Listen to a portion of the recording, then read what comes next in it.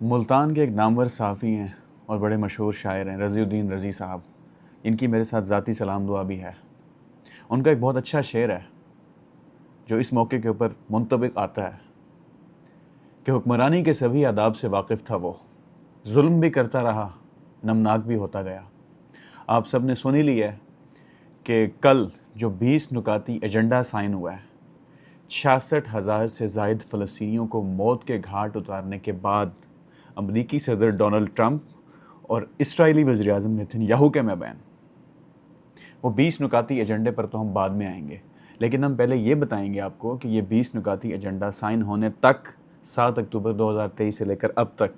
کیا کیا کچھ ہوا ہے۔ اسرائیل نے اسی جنگ کو 7 ممالک تک پھیلایا، 7 ملکوں میں یہ جنگ پھیلی ہے مڈل ایسٹ کے اندر، ہزاروں لوگوں کی جانیں گئی ہیں، ہزاروں معصوم لوگ جنہوں نے اپنی زندگیاں جینی تھیں، جن کے کئی خواب تھے، وہ سارے کے سارے ایک ایک کر کے موت کے گھاٹ اتار دیے گئے، ان کے ٹکڑے کیے گئے، ڈس ممبر کیا گیا ان کی باڈیز کو، لانچر مارے گئے، میزل سٹرائکس کی گئیں، کیا کیا کچھ نہیں کیا گیا۔ اور وہی ویسٹرن کنٹریز جو اس امن معاہدے کو اب ایکسیپٹ کر رہی ہیں، وہ عرب کنٹریز جو اس امن معاہدے کو ایکسیپٹ کر رہی ہیں، ڈائریکٹلی یا انڈائریکٹلی وہ انیبلرز تھے، انہوں نے اسرائیل کو وہ تمام اسلحہ فراہم کیا، وہ سب کچھ فراہم کیا جس کی وجہ سے اسرائیل یہ ظلم کے پہاڑ ڈھاتا رہا غزہ کے لوگوں کے اوپر اور مڈل ایسٹ کے معصوم مسلمانوں کے اوپر۔ اکثریت کیونکہ مسلمان ہیں اس لیے میں مسلمانوں کا یہاں حوالہ دے رہا ہوں۔ اب صدر ٹرمپ نے یہ امن معاہدہ تو کر دیا ہے وزیر اعظم نیتن یاہو کے ساتھ، اور یہ نیتن یاہو جو دور جدید کا ایڈولف ہٹلر ہے، اس انسان نے اتنی زیادہ یہاں قتل و غارت گری کی ہے، آج سے نہیں، یہ جب 3 دفعہ وزیر اعظم بن چکا ہے، 90s میں بھی یہ وزیر اعظم تھا، پھر 2009 میں بھی بنا اور ایک طویل عرصہ تک چلتا رہا، اور ابھی بھی جب سے بھی گزشتہ 2-2.5 سال سے وزیر اعظم ہے، ہمیشہ سے اتنے زیادہ لوگوں کا قتل کیا ہے کہ آخر کار ICC جو انٹرنیشنل کرمنل کورٹ ہے، اس نے اس کے اریسٹ وارنٹس نکال دیے تھے کچھ عرصہ پہلے، لیکن پھر بھی وائٹ ہاؤس میں اس کو ایک عالی شان قسم کا پورے کر و فر کے ساتھ اس کا وہاں استقبال کیا گیا، اور اس انسان کے ساتھ امن معاہدہ سائن کیا گیا، امن معاہدہ کیا گیا جو اس کا ذمہ دار ہے۔ مجھے وہاں پر فلسطینیوں کی کوئی قیادت نظر نہیں آئی، کچھ نظر نہیں آیا وہاں پر۔ جو مظلوم ہے، جو مظلوم پارٹی ہے، جس کے اوپر ظلم ڈھایا گیا ہے، وہ وہاں نہیں ہے، جس نے ظلم کیا ہے وہ وہاں پر موجود ہے اور ڈونلڈ ٹرمپ کے ساتھ بیٹھا ہے۔ ڈونلڈ ٹرمپ اسرائیلی لابی کا سب سے بڑا سپورٹر ہے، اور یہ کہا ہے وزیر اعظم نیتن یاہو نے، یہ بیان دیا ہے پراپر جا کے کل، اس نے کہا ہے کہ آپ آج تک کے سب سے زیادہ اسرائیل سے دوستی کرنے والے صدر ہیں امریکہ کے، مطلب you are the most you are the closest friend of Israel, یہ اس نے کہا، یہ اس کے بیانات تھے۔ خیر، کچھ سوال جنم لیتے ہیں اس جو 20 پوائنٹس ایجنڈا ہے، یہ ہم اس کے مین پوائنٹس تو ڈسکس کریں گے، لیکن پہلا سوال یہ ہے کہ کیا نیتن یاہو کو اور جو حماس کے مزاحمت کار ہیں ان کو اس جنگ کو جاری رکھنے سے فائدہ ہوگا یا اس جنگ کو کم کرنے سے یا ختم کرنے سے فائدہ ہوگا؟ پہلے تو ہمیں یہ دیکھنا ہے۔ حماس کا کوئی اس کے اوپر ڈائریکٹ آنسر نہیں آیا، لیکن ایک فگر نے BBC سے انٹرویو کے دوران یہ ضرور کہا ہے کہ اس کے اندر فلسطینیوں کے حقوق کا تحفظ نہیں کیا گیا، اور جب تک فلسطینیوں کے حقوق کا تحفظ نہیں کیا جائے گا، بقول حماس کے، وہ یہ معاہدے کو مینوان تسلیم نہیں کرے گا۔ حماس جو تنظیم ہے وہاں کی، جس کے ساتھ مین مسئلہ ہے اسرائیل کا۔ پھر نیتن یاہو نے بھی بڑا کلیئرلی کہا ہے کہ اس میں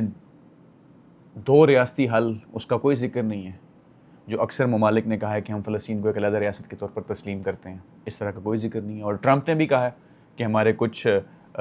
یورپین دوستوں نے جذبات میں آ کر کریزیلی یہ کہہ دیا کہ ہم 2 ریاستی حل کو مانتے ہیں، تو اس کے اندر اس طرح کا تو کوئی ذکر نہیں ہے۔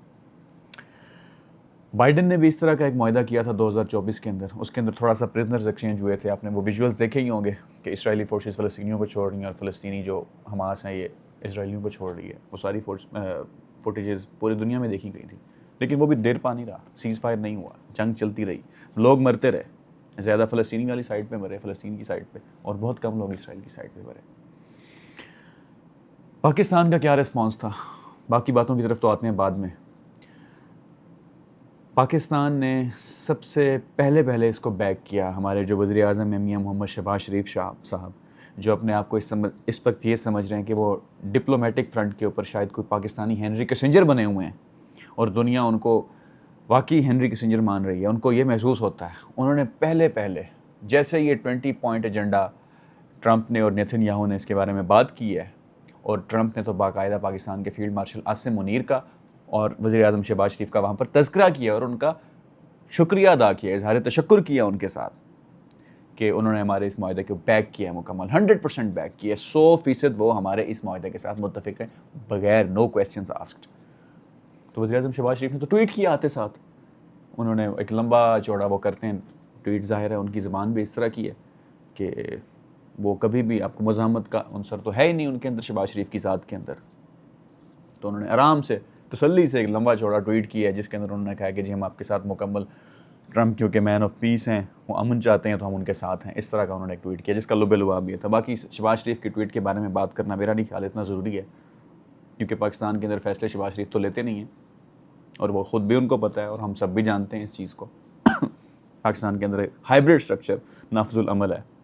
اس کے اندر مین جو رول ہے, جو لائنز شیئر ہے, وہ پاکستان کی ملٹری اسٹیبلشمنٹ کا ہے, کیونکہ حالات اس طرح کے ہیں, والیٹیلیٹی کا سچویشن اس طرح کی ہے مڈل ایسٹ کے اندر. ایسٹرن نیبر ہمارا انڈیا ہے, پھر افغانستان کے اندر اس طرح کی سچویشن ہے, جیسے امریکن پل آؤٹ ہوا ہے 2021 کے بعد سے, تو ہماری ملٹری اسٹیبلشمنٹ کا جو رول ہے وہ اوور سائزڈ ہو گیا ہے. پہلے بھی تھا لیکن اب بہت زیادہ ہو گیا, ہر چیز کے اندر وہ اسٹیٹ افیئرس کے اندر ڈائریکٹلی انوالو ہیں, اب تو انڈائریکٹلی بھی انوالو نہیں ہے, شاید نیسیسٹی آف دا ٹائم ہے. بہرحال جو بھی ہے فی الحال وہ بہت زیادہ انگیجڈ ہیں. اب آتے ہیں ہم ان 20 پوائنٹس کی طرف. اب میں ایک ایک کر کے سارے پوائنٹس تو بیان نہیں کر سکتا, لیکن مین جو سمجھ آ سکیں اور جو سب سے زیادہ جن کی ضروری باتیں وہ میں آپ سے اس پہ ڈسکس کروں گا. ہاں خیر, یہ ڈرافٹ جو تیار بھی کیا تھا 20 پوائنٹس کا, یہ ٹرمپ کے جو انوائے ہیں اسٹیو وٹکاف, انہوں نے اور ان کے داماد کشنر نے, انہوں نے یہ منصوبہ تیار کیا تھا, اور اس میں انہوں نے مشاورت بھی شامل کی امریکیوں کی, عربیوں کی اور یورپیوں کی. اب پہلا جو امپورٹنٹ پوائنٹ ہے وہ یہ ہے کہ 72 گھنٹے کے اندر سیز فائر کریں گی دونوں پارٹیز, مطلب حماس اور اسرائیل کی جو فورسز ہیں وہ دونوں سیز فائر کریں گی, وہ ریٹریٹ کر جائیں گی 72 گھنٹے کے اندر. اور ٹرمپ نے یہ بھی کہا ہے کہ 3-4 دن کا ٹائم ہے حماس کے پاس اس معاہدے کو ماننا ہے یا نہیں ماننا. پھر یہ دوسری جو سب سے زیادہ کنفیوزنگ چیز ہے نا, کنٹراڈکٹنگ چیز ہے, کہ آپ پیس بھی کریٹ کرنا چاہتے ہیں لیکن آپ نے ساتھ میں یہ کہہ دیا کہ محدود سطح کیا انخلا ہوگا, مطلب لمیٹڈ سکیل آف ودرال ہوگا اسرائیلی فورسز کا غزہ کے اندر سے. ساری اسرائیل کی فورسز غزہ سے نہیں نکل جائیں گی, وہ وہاں پر موجود رہیں گی, ان کی وہاں پر فرم فوٹنگ رہے گی کسی حد تک. یہ سمجھ نہیں آئی مجھے, اور سمجھ تو آ ہی گئی ہے بلکہ کہ کیوں ایسا کیا گیا. پھر یہ کہا گیا جی حماس اسرائیل کے جو ہوسٹیجز ہیں ان کو فری کرے گا, جو ان کے وار پریزنرز ہیں, اور یہ ان کو فری کریں گے اسرائیل والے. پھر یہ کہا گیا جی انٹرنیشنل اسٹیبلائزیشن ایک فورس بنائی جائے گی, یہ جو یونائٹڈ اسٹیٹس اور عرب کے جو لوگ ہیں وہ ڈی ملٹرائزیشن کریں گے پیلسٹائن سے, غزہ کی پٹی سے, مطلب ملٹری کو وہاں سے ختم کرنے کے لیے ایک انٹرنیشنل یہ اسٹیبلائزیشن فورس بنائی جائے گی. اب یہ کیسے بنائی جائے گی, کتنا وقت لگے گا, کوئی ٹائم لائن کا اس طرح کا کوئی اعلان نہیں کیا گیا ابھی تک, ہمیں نہیں پتہ یہ کیسے بنے گی. پھر آ جاتا ہے جی ٹرمپ نے اپنے ایک بیان میں بھی ریسنٹلی کہا تھا, اور دوبارہ یہ اس پوائنٹس کے اندر بھی لکھا گیا کہ اسرائیل ول ناٹ انیکس غزہ, مطلب غزہ کے اوپر قبضہ اسرائیل نہیں کرے گا. لیکن ویسٹ بینک کے بارے میں جو مغربی کنارہ ہے اس کے بارے میں اس طرح کی کوئی بات نہیں کہی گئی. اور سب سے امپورٹنٹ بات وہ یہ ہے کہ جو پیلسٹینین اسٹیٹ ہوڈ ہے, جو فلسطین کا ایک آزاد ریاست کا تصور ہے, اس کے بارے میں اس کے اندر غیر مبہم, شفاف, واضح, واشگاف الفاظ میں کوئی بات نہیں کی گئی, کچھ بھی نہیں کہا گیا. اور اسرائیلی پرائم منسٹر نیتن یاہو نے تو سیدھا کہا ہے کہ ہم کوئی 2 ریاستی حل پہ تو یقین ہی نہیں رکھتے, وہ تو ویسے ہی اتنی اس انسان کو شے دی گئی ہے ویسٹرن پاورز کی طرف سے, انیبلرز کی طرف سے, وہ کچھ بھی کہہ سکتا ہے. ویسے بھی وہ لیپ ڈاگ ہے انہی لوگوں کا ہی پالا ہوا ہے, انہی لوگوں کا ہی وہ جتنے بھی مشنز ہیں جو بھی وہ کرتا ہے مکمل سپورٹ حاصل ہوتی ہے اس کو. ٹیسٹ سپورٹ نہیں ہوتی, کوئی ڈھکی چھپی نہیں, کھلی سپورٹ ہے. کھل کے اسلحہ پرووائڈ کیا جرمنی نے 7 اکتوبر سے لے کر اب تک, کھل کے اسلحہ پرووائڈ کیا ہے یو کے نے, کھل کے اسلحہ پرووائڈ کیا امریکہ نے. جتنی بھی یہ ویسٹرن پاورز ہیں انہوں نے کھل کے اسلحہ پرووائڈ کیا. اس کے بعد یہ آئے ہیں جی سعودی فرینچ ڈیل ہو رہی ہے, یہاں پہ ہم نے سیز فائر کروانا ہے, اس طرح کا معاملہ ہے. اور مسلمان ریاستوں کا بھی جو مسلم امہ ہے جس کے ہم دعوے دار ہیں, جس کے ہم بڑے بڑے نعرے مارتے رہتے ہیں, اس کا بھی کوئی خطر خواہ کردار نہیں رہا اس کو حل کرنے کے اندر. ہاں اب سب اکٹھے ہوئے ہیں کیونکہ ایک امیر ملک قطر کے اوپر اسرائیل نے سٹرائک کی ہے. اس کی بھی خیر معافی منگوا دی ہے نیتن یاہو سے. ڈونلڈ ٹرمپ نے جو قطر کے وزیر اعظم ہیں رپورٹس کے مطابق ان سے معافی منگوائی گئی ہے کہ جی معافی مانگی کیوں آپ نے اسرائیل نے وہاں کے سٹرائک کی تھی. تو میں اس کے اوپر بڑی میری چنیدہ سوچ ہے, بڑا میرا ایک محدود سا اور بڑا واضح سا تجزیہ ہے, اور میں واضح الفاظ میں ہی کر دیتا ہوں. میرا تو یہ ماننا ہے گزشتہ کچھ عرصے کے اندر جو بھی عوامل بتدریج ہوتے رہے ہیں وہ سب پلانڈ تھے, اور وہ امریکہ کی چھتر چھایا کے اندر, امریکہ کی مکمل سپورٹ سے وہ سب کچھ ہوا ہے. چاہے آپ آغاز سے لے رہے ہیں, مئی کے اندر ڈونلڈ ٹرمپ نے اپنے کوئی بھی جو پہلے دورے کیے ہیں اپنے ملک سے باہر صدر بننے کے بعد, وہ انہوں نے گلف کے کیے ہیں. وہ سعودی عرب گئے, وہ قطر گئے, وہ یو اے ای گئے. انہوں نے کہا جی یہاں سے پیسے پکڑو. کسی نے $600 بلین کا اعلان کیا کہ ہم اتنی انویسٹمنٹ کریں گے یو ایس میں, کسی نے $1200 بلین کا کیا, کسی نے $1000 بلین کا کیا. سیکوینس وہیں سے شروع ہو جاتی ہے. پھر ایران اور اسرائیل کی وار ہوئی, اس کے اندر بھی یو ایس بھی انوالو ہوا. پھر یہ تیسرا جو اس کی کڑی تھی, ایران نے جو اٹیک کیے یو ایس بیسز کے اندر دوحہ میں, وہ بھی ڈونلڈ ٹرمپ نے کہا کہ ہمیں انفارم کر کے کیے ہیں. وہ بتاتے بھی رہے ساتھ ساتھ. اس کے بعد جب یہ ساری ولیٹیلیٹی چل رہی تھی, اتنی ہائٹنڈ ٹینشنز تھی, تو پاکستان کے فیلڈ مارشل عاصم منیر کو بھی وہاں انوائٹ کیا گیا وائٹ ہاؤس کے اندر. یہ پہلی دفعہ تھا کہ پاکستان کا ایک ملٹری جنرل 22nd گریڈ کا آفیسر ڈائریکٹ جا کے انگیج کر رہا ہے پریزیڈنٹ آف امریکہ کے ساتھ, یونائٹڈ اسٹیٹس کے ساتھ. یہ بھی ہم نے دیکھا جون کے اندر. اس کے بعد تھوڑا ہی عرصہ گزرا تھا اور ایک ڈیفینس پیکٹ بھی سائن ہو گیا. جو اٹیکس ہوئے, میزل اٹیکس ہوئے دوحہ کے اندر, اس کے بعد ایک پاک اور پاکستان اور سعودیہ کے مابین اسٹریٹجک ڈیفینس ایگریمنٹ بھی ہو گیا. اچانک پتہ لگتا ہے کہ جی شہباز شریف صاحب فضاؤں میں ہیں اور سلوٹ جا رہے ہیں ان کو, اور ایک اتنا زبردست قسم کا ویلکم دیا جا رہا ہے سعودی عرب میں. سعودی عرب میں ویسے عام پاکستانی کی جو اگر زندگی ہے نا, وہ ہم نے ایک تفصیلی ویڈیو بنائی بھی تھی اس کے اوپر کہ وہ کس طرح کی ہے. اللہ کرے اب جو ڈیفینس پیکٹ سائن ہوا ہے اس کے بعد پاکستانیوں کی عزت میں, وہاں ان کے مقام وقار میں اضافہ ہو. اور اب یہ جو لاسٹ اسٹیپ ہے کہ جی اگریمنٹ ڈیفینس, یہ 20 پوائنٹ جو ایجنڈا ہے پیس کا, جس کو ٹونی بلیئر جو فارمر یو کے پرائم منسٹر ہیں وہ پیس کمیٹی کو ہیڈ کریں گے, جو ڈونلڈ ٹرمپ بنائیں گے. یہ ٹونی بلیئر وہ ہے جس نے 2002-03 کے اندر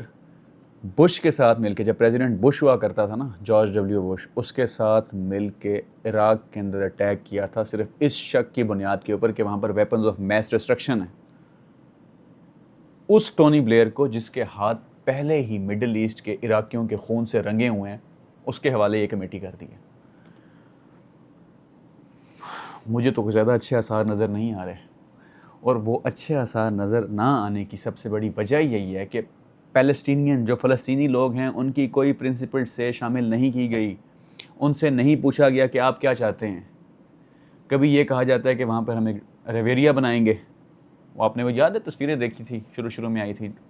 اسی سال کے فیبرری مارچ کے اندر کہ ڈونلڈ ٹرمپ اور ایلان مسک بیچ کے اوپر پڑے ہوئے ہیں. غزہ کے اندر ایک بیچ ہے. مثلا آپ یہ دیکھ لیں کہ کتنی, یہ ویسے میں حیران ہوتا ہوں کہ ایک بے حسی کا اندازہ لگا لیں جو پاورفل انسان ہوتے ہیں, جو پاورفل طبقہ ہوتا ہے, کہ وہ ایک جگہ پہ خون ریزی کھیلی گئی ہے, خون کی ہولی کھیلی گئی ہے اتنے سالوں سے, اتنی دہائیوں سے, وہاں پر وہ بیچ بنائیں گے اور وہاں وہ بزنس کریں گے. دماغ سرمایہ دارانہ ہے تو وہ سوچتا بھی ویسے ہی ہے. ہم سب نے دیکھے وہ ویژولز. بہرحال میں پھر بھی یہ توقع کرتا ہوں ایک آزاد صحافی ہونے کے ناطے, ایک انسان ہونے کے ناطے سب سے بڑھ کے, کہ ہم جتنی اپنی آواز اٹھا سکیں وہ اٹھائیں. شاید کسی کے اندر کوئی ہم جیسے جو لوگ یہ سوچتے ہوں کہ یہ سب کچھ نہیں ہونا چاہیے. اگر پیس پلان بننا بھی ہے تو ہمارے ہاں تو پاکستان کے اندر جو تہو بالا کرنے والے ہیں حکومتوں کو, جو یہاں کا سب سے طاقتور طبقہ ہے, ان کو چاہیے کہ وہ پاکستان کے مفاد کے اندر فیصلے کریں. ان کو چاہیے کہ وہ اگر وائٹ ہاؤس جاتے ہیں، چاہے سول ملٹری میں سے کوئی بھی لیڈرشپ جاتی ہے، میں امید بھی کرتا ہوں کہ وہ ہمیشہ پاکستان کے حق میں فیصلے کرنے ہی جاتے ہوں گے، گڈ فیتھ میں جاتے ہوں گے. اس کے آؤٹ کمز بعد میں کیا نکلتے ہیں کیا نہیں نکلتے ہیں، انٹینڈڈ کانسیکوینسز بھی ہوتے ہیں اکثر چیزوں کے. لیکن پھر بھی میری یہ دعا ہے کہ وہ فیصلے لیے جائیں جن سے جو فلسطینی ہیں اس وقت ان کی کوئی داد رسی ہو سکے، ان کی کوئی سبک ساری ہو سکے، وہ سکھ کی فضا میں سانس لے سکیں. ایک یو کے ڈپلومیٹ ہیں، ٹام فلیچر ان کا نام ہے غالباً، وہ آج کل یونائٹڈ نیشنز کے ساتھ کام کر رہے ہیں. وہ اپنی ویڈیو کے اندر ایک تذکرہ کرتے ہیں کہ وہ غزہ گئے تھے، اور غزہ جانے کے بعد جو انہوں نے وہاں پہ ماحول دیکھا ہے، جس طرح کی انہوں نے جنگ زدہ علاقوں کے اندر لوگوں کے خوف زدہ چہرے دیکھے ہیں، اس کے بعد سے وہ سائیکو تھیراپی لے رہے ہیں، اپنی وہ سیشنز لے رہے ہیں. یہ وہ ڈپلومیٹ بڑے وہ ہوتے ہیں، سخت سے لوگ ہوتے ہیں، تھک سکنڈ ہوتے ہیں، انہوں نے سارا کچھ دیکھا ہوتا ہے، لیکن وہ کہہ رہے ہیں میں نے غزہ جیسا جو المیہ ہے آج تک وہ کبھی نہیں دیکھا. تو اس جیسا بندہ کہہ رہا تھا کہ وہاں پر ہیومن کانشنس کے اوپر وہ سٹین ہے، انسانیت کے ضمیر کے اوپر وہ دھبا ہے، جس طرح وہاں بمباریاں کی گئی ہیں، جس طرح وہاں نقصان کیا گیا ہے، تو ان انسانی جانوں کا ازالہ کون کرے گا. میری آخر میں یہ دعا ہے کہ جو اللہ تعالیٰ ہے وہ فلسطینیوں کی مدد کرے، اور ان تمام جو لوگ فیصلے لے رہے ہیں فلسطینیوں کے، ان کے دل میں رحم پیدا کرے. آپ کی کیا رائے ہے؟ ہمیں اسے ضرور آگاہ کیجیے گا. بہت شکریہ.